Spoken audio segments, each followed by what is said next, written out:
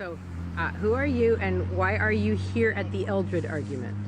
I am Swartz, and I'm here to listen to see the Eldred argument. Why did you fly out here from Chicago and come all this way to see the Eldred argument? That's a more difficult question. I don't know. It's very exciting to see the Supreme Court, especially such a prestigious case as this one. And Larry invited me. Couldn't turn it down. Internet activist Aaron Swartz, 26, took his own life. Internet activist and one of the key people behind the website Reddit. Before the law sits a gatekeeper. To this gatekeeper comes a man from the country who asks to gain entry into the law. But the gatekeeper says that he cannot grant him entry at the moment. The man thinks about it and then asks if he will be allowed to come in later on. "It is possible," says the gatekeeper, "but not now." Ever since Napster, the music industry has been trying to kill file sharing. Napster was this huge global party of, everybody suddenly had access to the largest music library in the world. And what did they do? Well, they went after Napster and they shut it down. If they want to stop file sharing, there's no central computer for them to go to and shut it down. The network is built so that there's nobody in charge. There's nobody you can go to and say, shut down the file sharing. The way that these sort of neutral tools like Facebook and Google and so on, which claim to present almost an unmediated view of the world through statistics and algorithms and analyses, in fact are programmed and are programming us. The idea behind Open Library started out really simple. The idea is one web page per book. Books are such important artifacts. They're the kind of repositories of knowledge in our culture. Now, as programmers, we have sort of special abilities. We almost have a magic power. Even as a 14-year-old, Swartz appears in the Internet's history. At the moment, the gate to the law stands open, as always, and the gatekeeper walks to the side. But with great power comes great responsibility. And we need to think about the good that we can do with this magical ability. So the man bends over in order to see through the gate into the inside. So the entertainment industry thinks they can solve this problem using something called DRM, which basically means locking up all their songs using encryption. When the gatekeeper notices that, he laughs and says, "If it tempts you so much, try it in spite of my prohibition." But there's this fundamental mistake they've made, which is that, if you lock up a song, before you play it, you have to unlock it. But take note, I am powerful, and I am only the most lowly gatekeeper. And if I'm playing it on my computer has to unlock it. And since I own my computer, I've unlocked the song. From room to room stand gatekeepers, each more powerful than the other. But there wasn't a definitive place you could kind of go to find out about a book. And Open Library's goal is to be that place.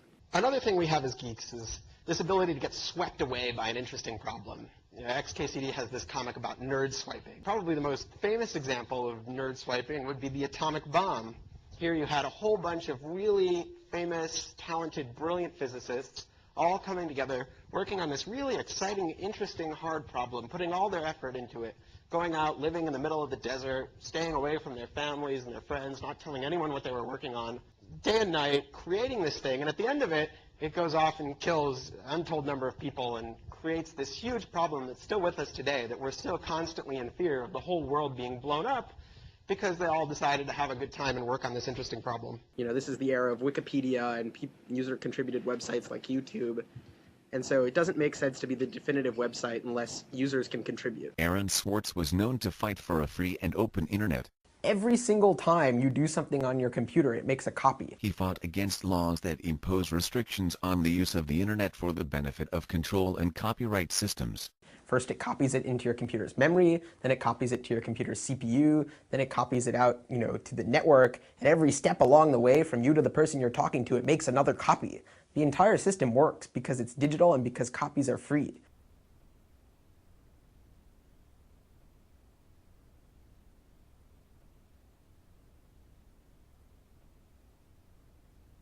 So I think it's critical as programmers that we accept this responsibility we have that comes with this amazing power to take a step back, think about the harm that might come from our work.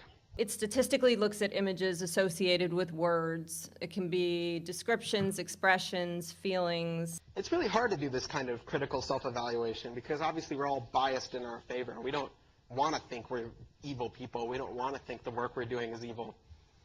And so it's especially hard to take that critical distance that's necessary to think about what it is we're actually accomplishing. This is something that really has to be a collaboration between a lot of different people. Swartz was 26 years old. We've brought in publishers, we've brought in libraries, we've brought in book lovers, we've brought in reviewers. We're trying to get everyone to come together. If you have one of something, then you can sell it to the highest bidder for the highest price. It's all available for download and reuse. If you have two, then you can only sell it for what the second highest bidder is willing to pay. Anyone can contribute. If you have millions of them, then the only thing you're going to be able to charge for is the cost of making another copy, because otherwise someone's always going to be willing to sell it for cheaper. Anyone can take advantage of it. Anyone can reuse it. On the internet, the cost of making one additional copy is free. The so-called marginal cost is zero, so everything gets driven down to free.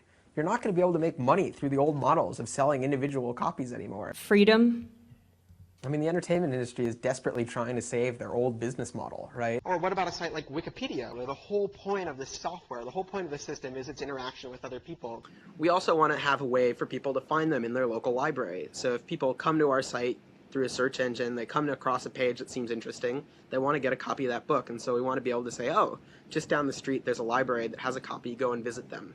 Now, luckily, Wikipedia is democratic. Luckily, there are procedures on Wikipedia to get things changed. There are people you can petition to. They do listen. It's a not-for-profit. But for the vast majority of these corporations, like Facebook, there is no such attitude. This is really important because it allows us to pull people from Google into physical libraries. The man from the country has not expected such difficulties. The law should always be accessible for everyone, he thinks.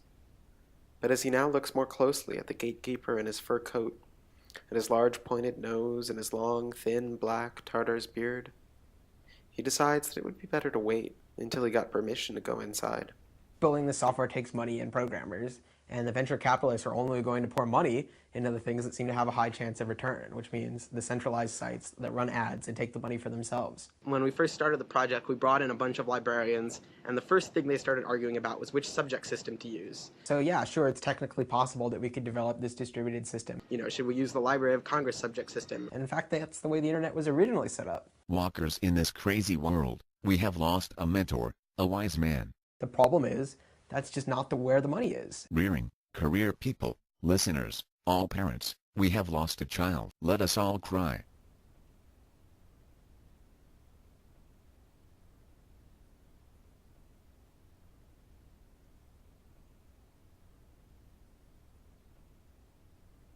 Is it doing harm to work for a company like Facebook? By building this software, as good as it may be, you're siphoning off value and freedom from all of the people who use it. You're pulling all of their data. The Vietnam War is classified as a real war because the Library of Congress only changed that recently. All of their social networks, all of their experience, their friends, and centralizing them in one place. And so our answer was very simple. We don't have to choose on the internet. Owned by one company with no democratic accountability and no ability for people to change the software or free it. We don't have to put the books in one place or only put one category system on each heading card. You know, with the broadcast system, you have one person in one station deciding what gets put over the airwaves. We can store all the category systems and let people sort by whatever system they want. When you have a distributed network like the internet, everybody can be a server. If you want to sort it by Dewey Decimal, you can add in Dewey Decimal numbers. If you want, there's no distinction between the broadcaster and the receiver. All of the various options we want to be able to put on our website. And you know, you can take your home laptop and run a server off of it that can distribute movies and music. People sort and direct through whatever mechanisms is necessary and try and connect up similar categories. And web pages and email in the same way that the biggest computers at Google can. Want to be the repository to take all the different identifiers, to take everyone has a way of expressing themselves. Everything we can, put it in this one database, and then let people jump between them. And so what you see now is not a question of who gets access to the airwaves. You give us an ISBN, we'll give you back an OCLC number. It's a question of who gets control over the ways you find people. You give us an OCLC number, we'll give you back an open library number. You start seeing power centralizing in sites like Google, these sort of gatekeepers that tell you where on the internet you want to go. The people who provide you your sources of news and information. So it's not only certain people have a license to speak. Now everyone has a license to speak. It's a question of who gets heard. The gatekeeper gives him a stool and allows him to sit down at the side. Are we going to go to a system like the old media where you go to CNN? We obviously have to create our own identifier system. And they pick a handful of people to focus on and you read what they say. Because we're going to have more books and different books than other systems do. Or are we going to go something more like the internet where everybody has a chance at being heard, a more democratic system? But we're going to be able to link that with all the other identifier systems. Aaron had an unbeatable combination of political insight, technical knowledge and intelligence around people, Dr. O writes. Mass media had this fundamental paradox because it was aiming at a huge audience, but it wanted to convince everybody they were an individual. We're going to have to come up with new and different kinds of relationships between books to represent that. So you see all these ads on television all the time, like, buck the trend, buy these jeans, right? Jump from a physical book to the, audio CD to a movie based on it. And it's on a show that 4 million people are watching. You're not going to buck a trend by doing the same thing 4 million other people are. Keep that all in one database and keep the relationships between them structured. Mass media is incredibly threatened. No longer this idea of bucking the crowd and being your own is, it's no longer just a theory. You can actually do it on the internet. I want to let people add new kinds of relationships, like this book was inspired by that book. I had a little side project a while back where I downloaded a bunch of court records. This book is a rebuttal of that book. See, the federal courts charge outrageous fees to access court records, which are actually public documents. This book shows some serious errors in that other book. But I found this one way where you could get the public documents for free, so I wrote a little program to crawl all of them and put them online. And what we're starting to see is tools that take power away from these big conglomerates and start to distribute it to small groups. The New York Times read about it, and then the FBI started investigating me. And in terms of getting books to people, we're also experimenting with print on demand. Pretty much every major university in the United States pays these sort of licensing fees to organizations like JSTOR and Thompson and ISI. We also want to do scan on demand, which is the reverse side of the equation. And these licensing fees are substantial, and they're so substantial that people who are studying in India instead of studying in the United States don't have this kind of access. They're locked out. Just be able to float through this kind of vast web of interconnected ideas. It's a legacy that should belong to us as a commons, as a people. That's represented by books, and make that really visible and exciting to people. But instead, it's been locked up and put online by a handful of for-profit corporations who then try and get the maximum profit they can out of it. Swartz had been known to fight to make content available to everyone on the internet. That's one of the errors you had with television, right? Was that television could only provide one level of interest, right? Reddit has grown to be a huge news sharing service which millions of users share their knowledge and information about the world. It was funded based on advertising, not on how much people cared about the program. Advertisers were going to pay the same no matter how exciting or how compelling or how interested the audience was in the show. So what you ended up with was, fairly boring shows that appealed to lots of people because that's what advertisers wanted. They wanted lots of people watching the shows. Google has been going through and scanning books and collecting library catalogs and making them available through Google Book Search. Whereas in a normal market economy, what happens is if you really want something, you pay more for it. You just can't do that with television. But they have very little community features, and if you look at Google, they've never been good at building community features. Even if every journal from this day forward were an open access journal, that still leaves the problem of everything going back, everything up to now. All of those journals, all that scientific legacy going back to the Enlightenment, that's still behind locked gates. There he sits for days and years. He makes many attempts to be let in, and he wears the gatekeeper out with his requests.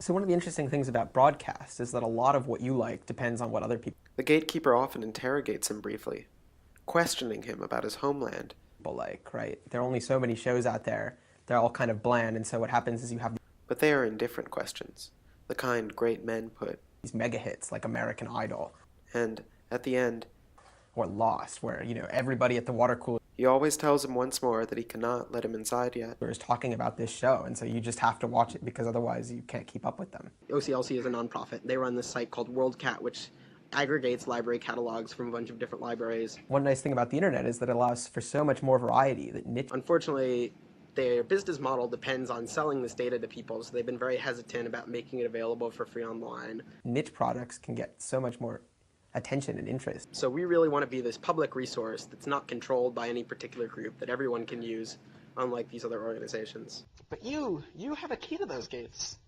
And with a little bit of shell script magic, you can get those journal articles. Beauty. I think one of the interesting distinctions is between human beauty and natural beauty.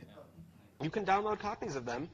And once you have a copy, theoretically, you could make it available to everyone. If you have two things which are equivalent in quality, and one of them is liked by one more person than the other one, you're going to go to that one. This was in the spirit of Swartz, who in 2008 expressed this for information on the internet in a kind of manifesto. And everybody's starting to start going to that one. And all of a sudden you have Harry Potter. Information is power. And if you don't know how to make it available to everyone without getting caught, This one book plucked out of nowhere that suddenly becomes this humongous mega hit. you can go to gorillaopenaccess.com and find my mailing address. But as with all power, there are some who want to keep it for themselves. Not because it's 100 million times better written than every other book, but simply because everybody's reading it. Right now we're just English language only, but obviously internationalizations. And putting stuff on the internet doesn't change that. You still care about what your friends like. We're trying to get library catalogs from other countries. You still want to do what's popular because you think maybe other people have a valid opinion, or maybe you want to talk to them about it. We want to be able to both Maybe you want to join part of this community. translate the content of the website, so But whatever your reason is, as long as you care about other people's opinions, you're going to end up with these hits. a summary of the book should be able to be translated in different languages,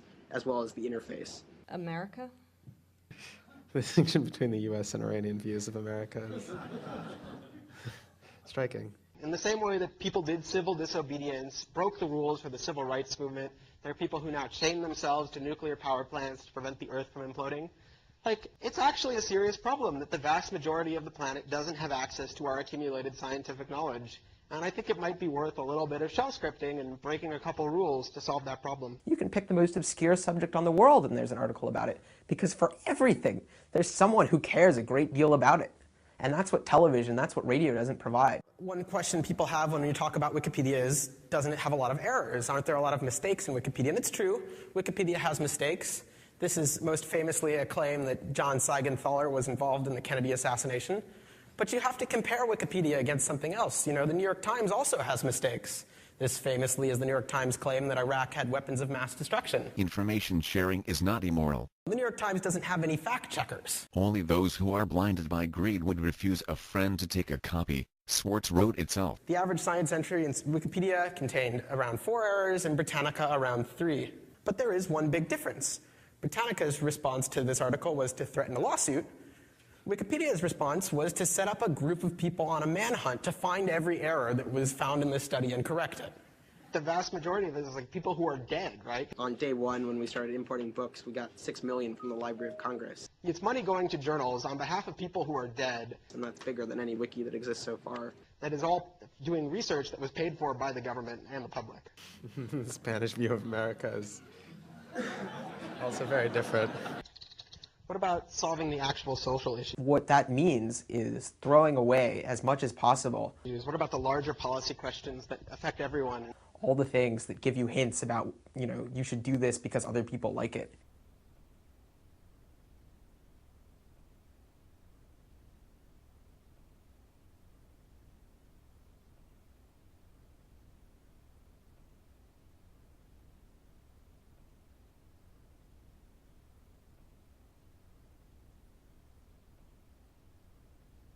Unfortunately, members of Congress don't always take the First Amendment quite so seriously. And right now, Hollywood is pushing them to pass a bill called COICA, which would, in my opinion, be a serious violation of the First Amendment.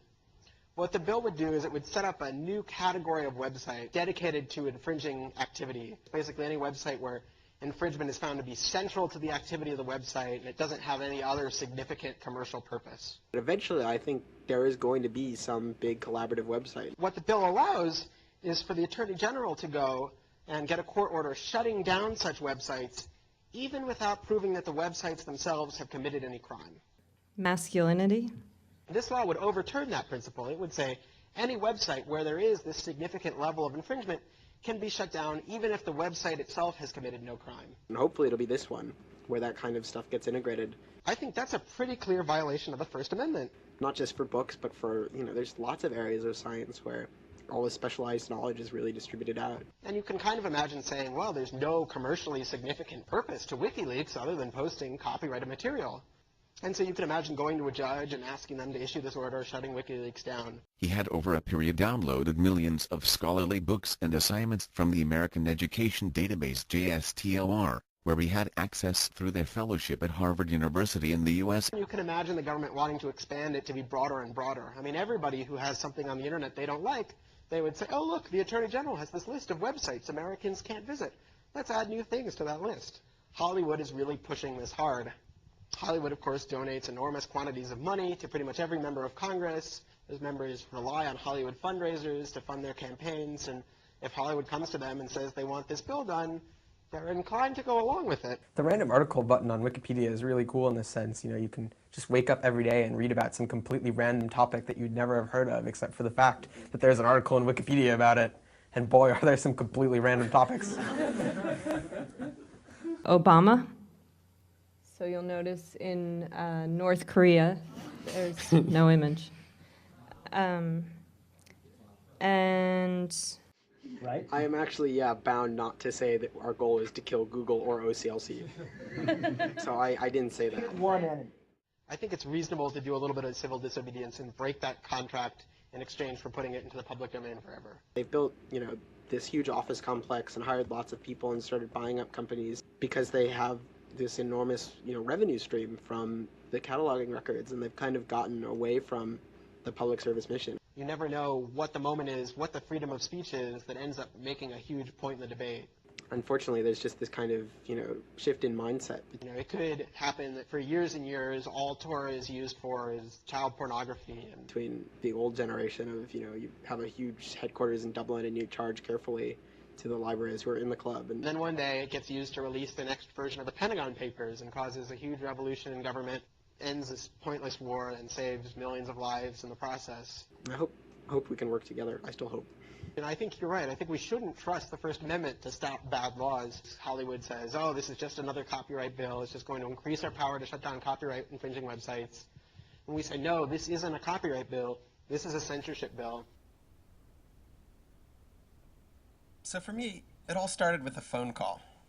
It was September, not last year, but the year before that, September 2010. And I got a phone call from my friend Peter.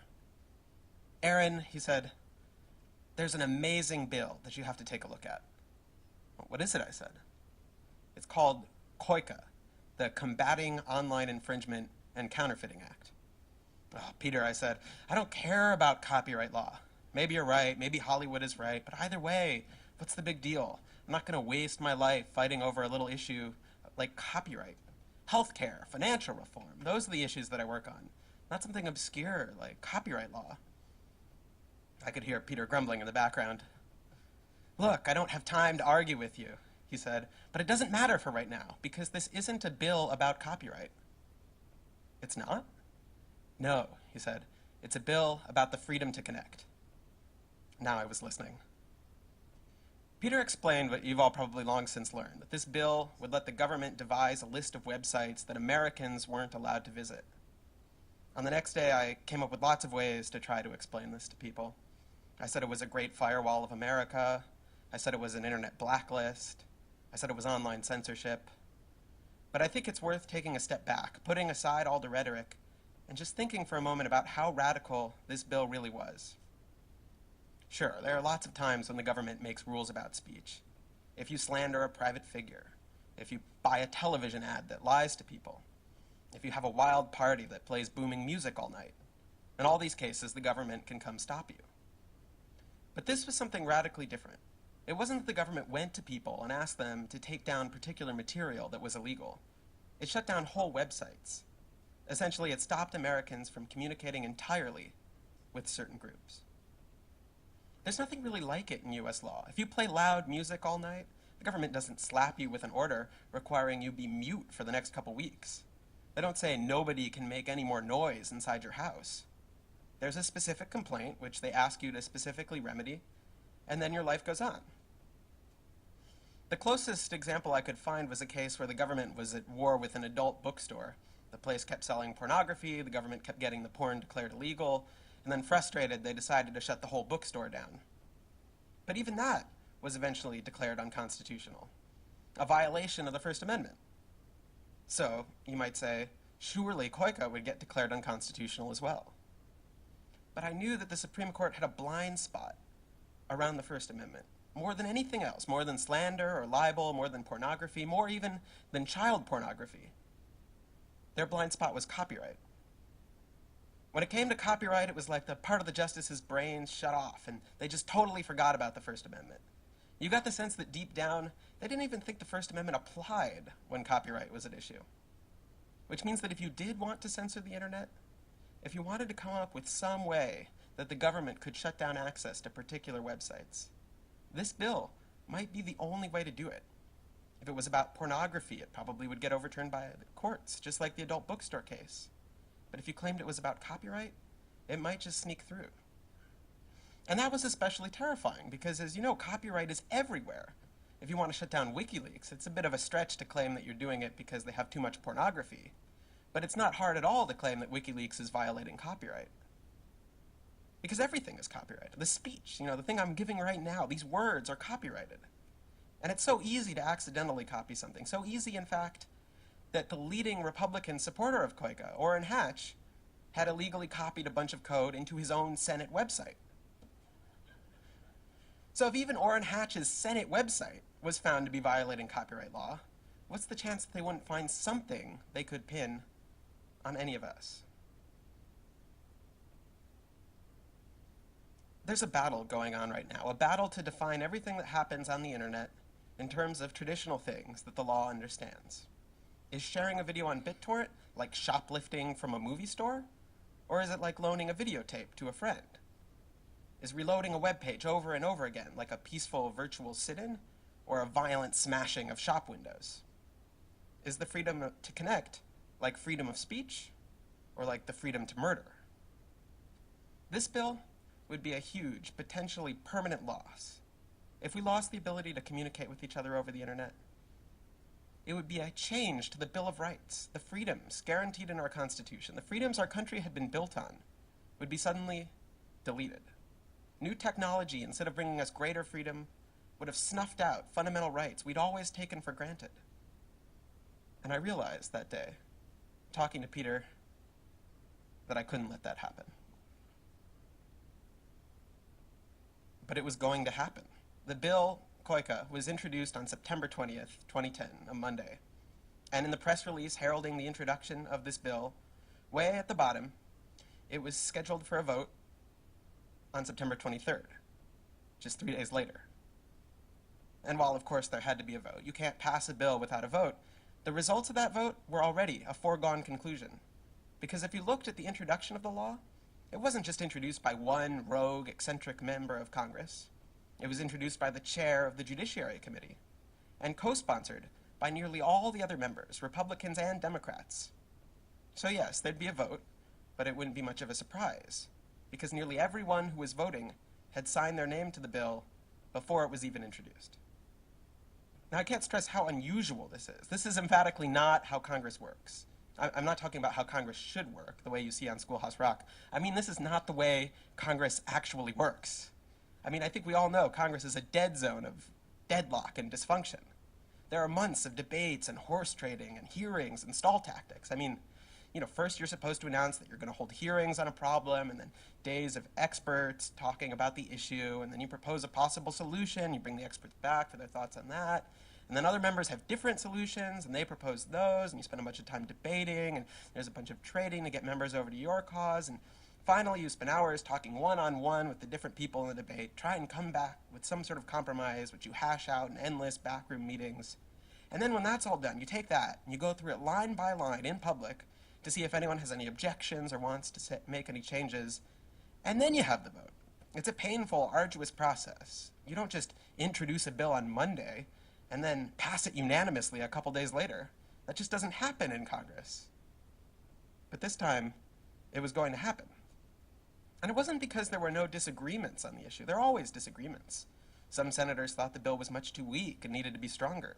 As it was introduced, the bill only allowed the government to shut down websites. And these senators, they wanted any company in the world to have the power to get a website shut down. Other senators thought it was a drop too strong. But somehow, and the kind of thing you never see in Washington, they'd all managed to put their personal differences aside to come together and support one bill they were persuaded they could all live with. A bill that would censor the internet. And when I saw this, I realized whoever was behind this was good. Now, the typical way you make good things happen in Washington is you find a bunch of wealthy companies who agree with you. Social Security didn't get passed because some brave politicians decided their good conscience couldn't possibly let old people die starving in the streets. I mean, are you kidding me? Social Security got passed because John D. Rockefeller was sick of having to take money out of his profits to pay for his workers' pension funds. Why do that when you can just let the government take money from the workers? Now, my point is not that Social Security is a bad thing. I think it's fantastic. It's just that the way you get the government to do fantastic things is you find a big company willing to back them. The problem is, of course, that big companies aren't really huge fans of civil liberties. You know, it's not that they're against them, it's just there's not much money in it. Now, if you've been reading the press, you probably didn't hear this part of the story. As Hollywood has been telling it, the great good copyright bill they were pushing was stopped by the evil internet companies who make millions of dollars off of copyright infringement. But it really wasn't true. I mean, I was in there in the meetings with the internet companies, actually probably all here today, and, you know, if all their profits depended on copyright infringement, they would have put a lot more money into changing copyright law. The fact is, the big internet companies, they would do just fine if this bill passed. I mean, they wouldn't be thrilled about it, but I doubt they would even have a noticeable dip in their stock price. So they were against it, but they were against it like the rest of us on grounds primarily of principle. And principle doesn't have a lot of money in the budget to spend on lobbyists. So they were practical about it. Look, they said, this bill is going to pass. In fact, it's probably going to pass unanimously. As much as we try, this is not a train we're going to be able to stop. So we're not going to support it. We couldn't support it, but in opposition, let's just try and make it better. So that was the strategy, lobby to make the bill better. They had lists of changes that would make the bill less obnoxious or less expensive for them or whatever, but the fact remained, at the end of the day, it was going to be a bill that was going to censor the internet, and there was nothing we could do to stop it. So I did what you always do when you're a little guy facing a terrible future with long odds and little hope of success. I started an online petition. I called all my friends and we stayed up all night setting up a website for this new group, Demand Progress, with an online petition opposing this noxious bill, and I sent it to a few friends. Now, I've done a few online petitions before. I've worked at some of the biggest groups in the world that do online petitions. I've written a ton of them and read even more. But I've never seen anything like this. Starting from literally nothing.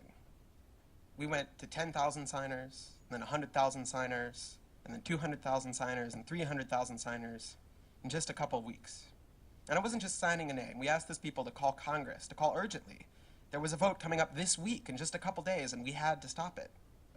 And at the same time, we told the press about it, and about this incredible online petition that was taking off. And we met with the staff of members of Congress and pleaded with them to withdraw their support for the bill. I mean, it was amazing. It was huge. The power of the internet rose up in force against this bill, and then it passed unanimously. Now, to be fair, several of the members gave nice speeches before casting their vote. And in their speeches, they said their office had been overwhelmed with comments about the First Amendment concerns behind this bill, comments that had them very worried. So worried, in fact, they weren't sure that they still supported the bill. But even though they didn't support it, they were going to vote for it anyway, they said, because they needed to keep the process moving, and they were sure any problems that were had with it could be fixed later. So I'm going to ask you, does this sound like Washington, D.C. to you? Since when do members of Congress vote for things that they oppose just to keep the process moving? I mean, whoever was behind this was good. And then, suddenly, the process stopped. Senator Ron Wyden, the Democrat from Oregon, put a hold on the bill, giving a speech in which he called it a nuclear bunker buster bomb aimed at the internet. He announced he would not allow it to pass without changes. And as you may know, a single senator can't actually stop a bill by themselves, but they can delay it. By objecting to a bill, they can demand Congress spend a bunch of time debating it before getting it passed, and Senator Wyden did. He bought us time.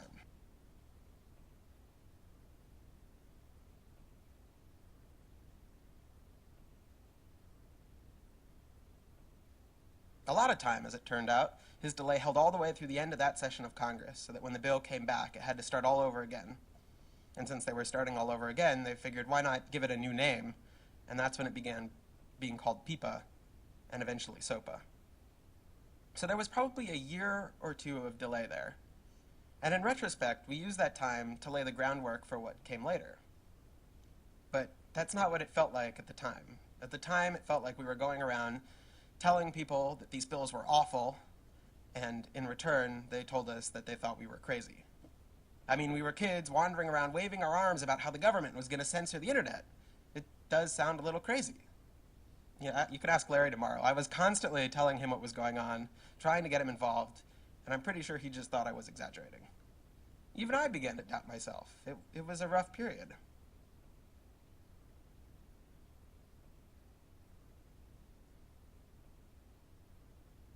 But when the bill came back and started moving again, suddenly all the work we had done started coming together. All the folks we talked to about it suddenly began getting really involved and getting others involved. Everything started snowballing. It happened so fast. I remember there was one week where I was having dinner with a friend in the technology industry, and he asked what I worked on, and I told him about this bill, and he said, "Wow, you need to tell people about that." And I just groaned. And then, just a few weeks later, I remember I was chatting with this cute girl on the subway, and she wasn't in technology at all, but when she heard that I was, she turned to me very seriously and said, "You know, we have to stop soap."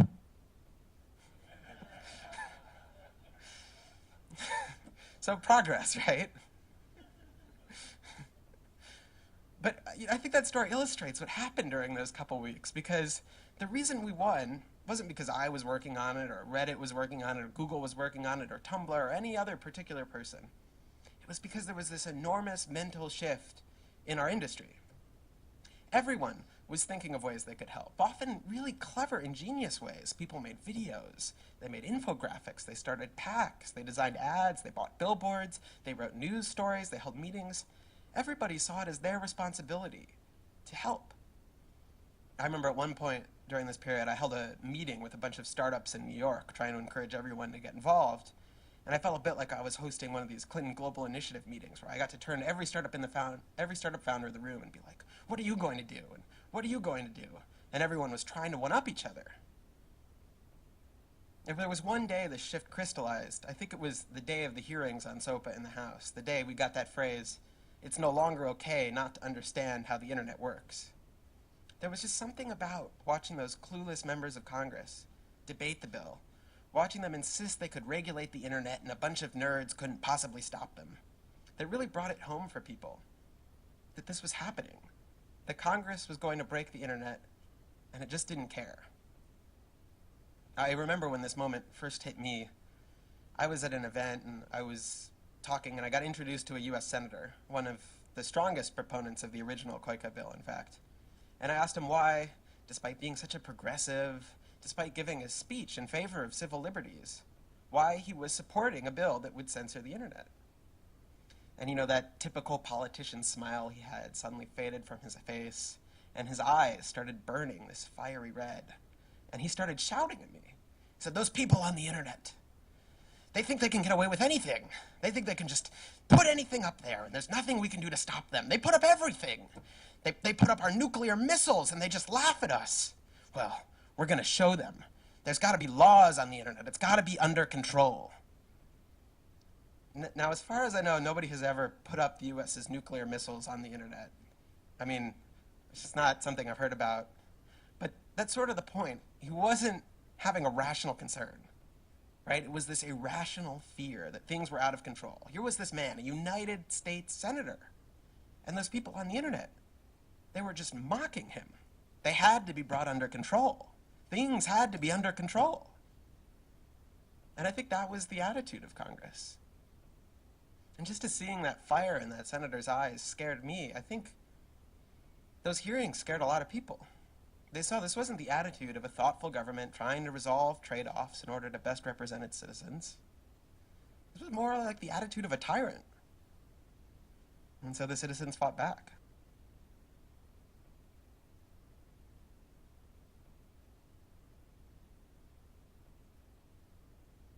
The citizens fought back.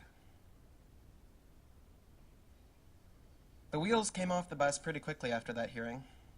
First, the Republican senators pulled out, and then the White House issued a statement opposing the bill. And then the Democrats, left all alone out there, announced they were putting the bill on hold so they could have a few further discussions before the official vote. And that was when, as hard as it was for me to believe, after all this, we had won. The thing that everyone said was impossible, that some of the biggest companies in the world had written off as kind of a pipe dream, had happened. We did it. We won. And then we started rubbing it in. You all know what happened next. Wikipedia went black, Reddit went black, Craigslist went black, the phone lines on Capitol Hill flat out melted. Members of Congress started rushing to issue statements retracting their support for the bill that they were promoting just a couple days ago. It was just ridiculous. I mean, there's a chart from the time that captures it pretty well. It says something like January 14th on one side, and has this big, long list of names supporting the bill, and then just a few lonely people opposing it. And then on the other side, it says January 15th, and now it's totally reversed. Everyone is opposing it, just a few lonely names still hanging on in support.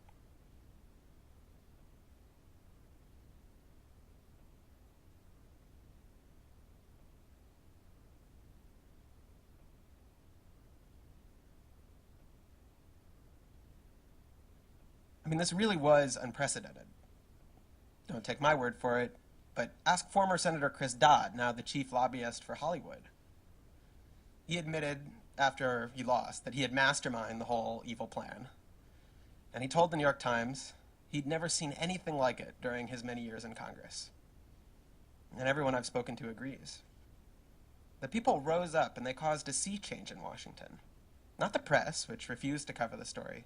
Just coincidentally, their parent companies all happen to be lobbying for the bill. Not the politicians, who were pretty much unanimously in favor of it. And not the companies who had all but given up trying to stop it and decided it was inevitable. It was really stopped by the people themselves. They killed the bill dead. So dead that when members of Congress propose something now that even touches the internet, they have to give a long speech beforehand about how it is definitely not like SOPA. So dead that when you ask congressional staffers about it, they groan and shake their heads like it's all a bad dream they're trying really hard to forget. So dead that it's kind of hard to believe this story. Hard to remember how close it all came to actually passing. Hard to remember how this could have gone any other way. But it wasn't a dream or a nightmare. It was all very real. And it will happen again. Sure, it will have yet another name, and maybe a different excuse, and probably do its damage in a different way. But make no mistake, the enemies of the freedom to connect have not disappeared. The fire in those politicians' eyes hasn't been put out. There are a lot of people, a lot of powerful people, who want to clamp down on the internet. And to be honest, there aren't a whole lot who have a vested interest in protecting it from all of that. Even some of the biggest companies, some of the biggest internet companies, to put it frankly, would benefit from a world in which their little competitors could get censored. We can't let that happen. Now, I've told this as a personal story, partly because I think big stories like this one are just more interesting at human scale. The director J.D. Walsh says good stories should be like the poster for Transformers. There's a huge evil robot on the left side of the poster, and a huge big army on the right side of the poster. And then in the middle, at the bottom, there's just a small family trapped in the middle. Big stories need human stakes. But mostly it's a personal story because I didn't have time to research any other part of it. But that's kind of the point. We won this fight because everyone made themselves the hero of their own story. Everyone took it as their job to save this crucial freedom. They threw themselves into it. They did whatever they could think of to do.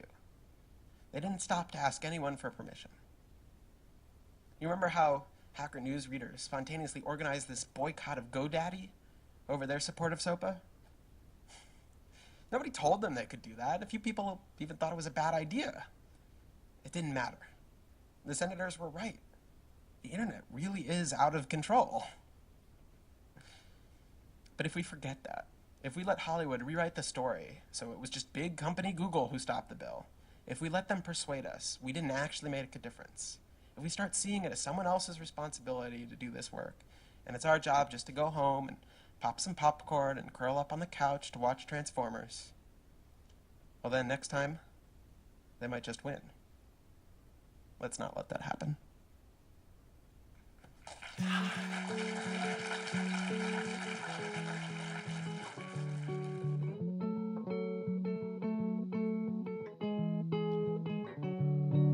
I'm waiting round for something of what I know nothing. I guess your guess is good as mine. I'm stressing and I'm pressing, looking for the question, without which I'm answering blind. And when it comes, it's gonna last a long time.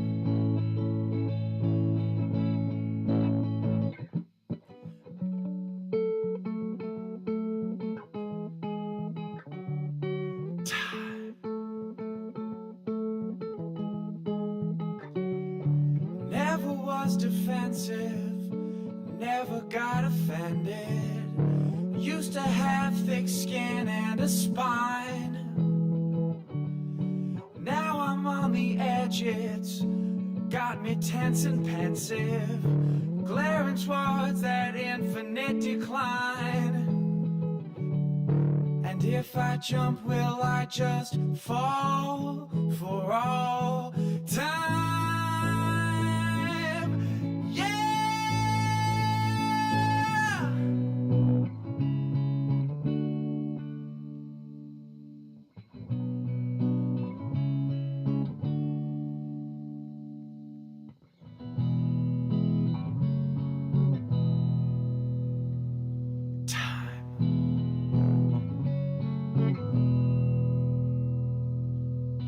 Time healed my wounds, but they stayed. Scars of mine ain't gonna fade. Wings of mine ain't gonna fly.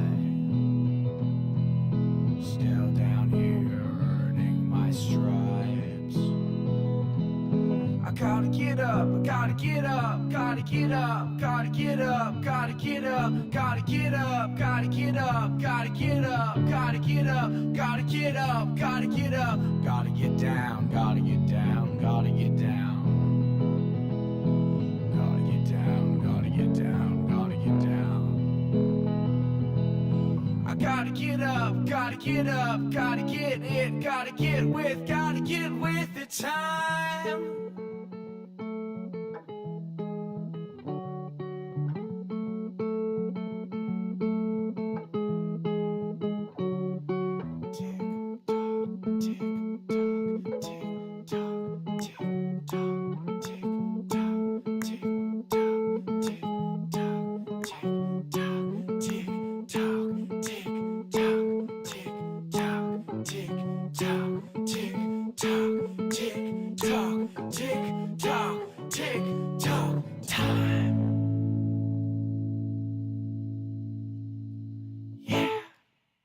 His death is a result of government persecution. Was instrumental in leading the largest online protest. Kid kills himself at the age of 26. What an interesting fella. He could serve up to 50 years in prison. Started showing up at computer conferences and trade shows. Aaron was a person who had struggled with depression for several years. He was right about that age when he helped write the specification for RSS, which we use every day. That's how we do podcasts. Today, that same internet is blacked out with remembrances and obituaries of Aaron Swartz. Many believe that the extensive prosecution and persecution of the 26-year-old man for copying were exaggerated. And in each of those remembrances, Aaron is described as a spark that made things happen. They emphasize that any crime that Aaron Swartz should have been behind had no victims. Did you know that assaulting a Supreme Court justice is a very serious crime? But it still was demanded over 30 years in prison. 1 year in prison. We can only hope he provides the same sort of spark in death that he did in life. If you go after a Supreme Court justice, Larry Lessig wrote, he was brilliant and funny. Or the Attorney General of the United States with a weapon. Kid genius, a soul, a conscience. You can get up to 10 years. The source of a question I've asked myself a million times. What would Aaron think? Now, I know it's multiple counts,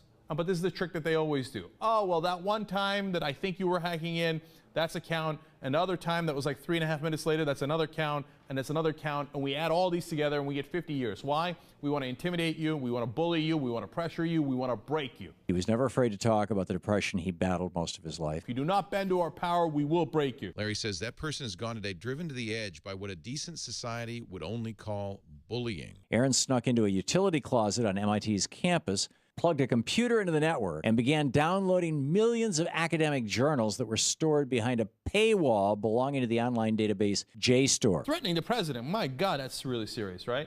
5 years in prison. The FBI investigated him For threatening the president. He escaped it all and emerged triumphant. But in this case, it's mental because JSTOR didn't even want a criminal charges. Because, in fact, he didn't break any laws. Or civil charges against Aaron. But he did raise the ire of the United States federal law enforcement. It's not even hacking in. It's not fair because he had a contract with them. He was associated with Harvard. He didn't break into their system. Harvard had an account with JSTOR. He was already in their system. He used his legitimate account. 50 years he was facing. But he did something JSTOR says you can't do, which is download in bulk. They had already bankrupted him with all the money that had gone towards the case. The man, who has equipped himself with many things for his journey, spends everything, no matter how valuable. Actually, he turned himself in. To win over the gatekeeper. 20 years in prison for helping Al-Qaeda. The gatekeeper takes it all, but as he does so, says, I am taking this only so that you do not think that you have failed to do anything. Develop a nuclear weapon. Eventually, JSTOR backed down. And one of the things that he was charged with was wire fraud. In fact, an interesting thing, JSTOR just a few weeks ago decided to make all of that information public anyway. You know who was not charged with wire fraud? HSBC. 50 years in jail, a $4 million fine. JSTLR. We wanted no trial and is very sad neither MIT or the prosecution has made a statement. You can do wire fraud with the largest drug cartels and terrorists in the world. We give our condolences from the heart to family, friends and all who knew and loved him. But don't you dare violate a term of service with a private corporation. We are very sad. Then the government will come to get you. To hear the news because you are dangerous. About Aaron Swartz. Totally disproportionate. They were treating him like a terrorist. During the many years, the man observes the gatekeeper almost continuously. He forgets the other gatekeepers, and this one seems to him the only obstacle for entry into the law. You can actually access information they do not want you to access. He curses the unlikely circumstance, in the first years thoughtlessly and out loud. Later, as he grows old, he still mumbles to himself. Because you have a skill that they have not been able to neutralize. He becomes childish. And since in the long years studying the gatekeeper, he has come to know the fleas in his fur collar. So they try to neutralize you through the laws. Finally, his eyesight grows weak, and he does not know whether things are really darker around him, or whether his eyes are merely deceiving him. Academics are starting to post PDFs of some of their material. But he recognizes now, in the darkness, an illumination which breaks inextinguishably out of the gateway to the law. And open sourcing it and putting it on Twitter so that it's sort of like a tribute to, make some information free. Now he no longer has much time to live. Before his death, he gathers in his head all his experiences. There are gray-haired lawmakers in corporate suits writing laws that no longer make sense. Into one question. Given how the vast majority of this new generation actually uses the internet. Which he has not yet put to the gatekeeper. And arguably, we're nearing a tipping point in which this disconnect will be untenable. He waves to him, since he can no longer lift up his stiffening body. Secret Service even involved itself in the matter. The gatekeeper has to bend way down to him, for the great difference has changed things to the disadvantage of the man. Management. What do you still want to know then? Asks the gatekeeper. You are insatiable. All our disagreements were settled, and we wanted no trial, they wrote in a statement. So in Syria, management comes from the barrel of a gun. Beyond the tragedy of losing someone who was so intelligent, who was a visionary, who was actually fighting for the free information rights of anyone who's ever used an electronic resource. You put it in this little flipbook interface. There's another story here, which is how desperate the DOJ and the federal government is to have some sort of strong case. So for those of you who ignore my advice, that establishes go on to create Facebook and make billions of dollars. Their version of copyright and property laws in the digital domain. When you give $100 million to a public school system somewhere, please also donate $100 million to the CSPR.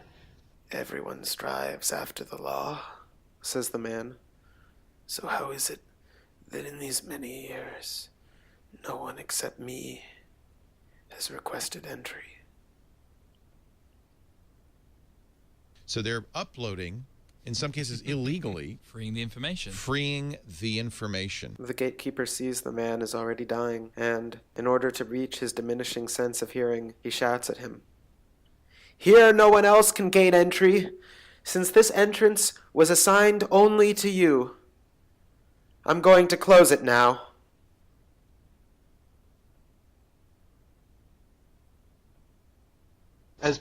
programmers, we all have amazing power, and with great power comes great responsibility. I hope that all of you will use your power wisely, think more carefully about what it is accomplishing and whether it could accomplish something greater. And I hope that we can all try to do something better with what we have.